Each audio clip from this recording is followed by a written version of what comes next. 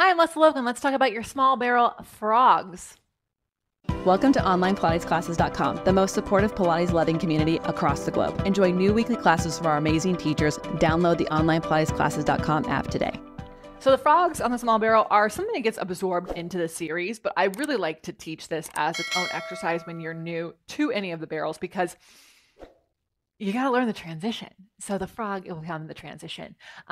You'll often use a small barrel because your spine corrector hump is too high for the size of your body, or maybe you're getting into working with the barrels and working up to different extensions. Or if you're like me, sometimes I like to challenge my body using the small barrel because it just works in a different way.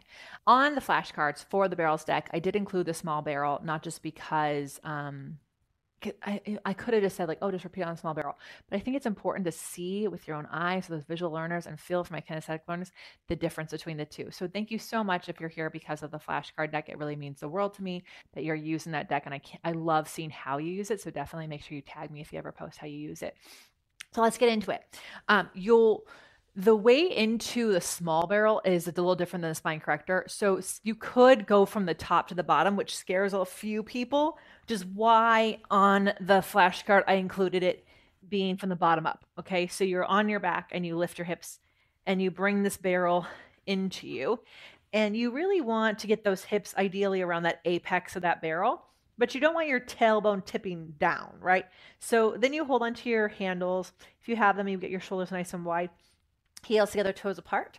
And you're going to look at the ceiling. It's so tempting to want to look at your legs, but look at the ceiling so you have a nice space behind your neck. And then send the legs out and frog the legs in. And send them out and frog them in. So this you can use as an exercise when you are new. But once you have this figured out and maybe you're frogging lower, oh, that's good. When you frog lower and you can keep it all together, at that point, then I would remove the frog as an exercise on its own and then just know that you're going to do enough frogs as you transition from circles and beats and scissors and walking, which are all in other videos. So I'll show those to you in the next one. If you have any questions, feel free to put them in the comments below. I answer our questions live on Sundays, 9 a.m. Pacific time. And if you're an OnlinePilatesClasses.com member, you can answer them in our members only community. You can also, that's also in our app. You can also watch these tutorials through our app, which is super fun if you'd like to do that. Also, if you want to check out OPC more, you can go to OnlinePilatesClasses.com/YouTube to see what we've got going on. Have an amazing day.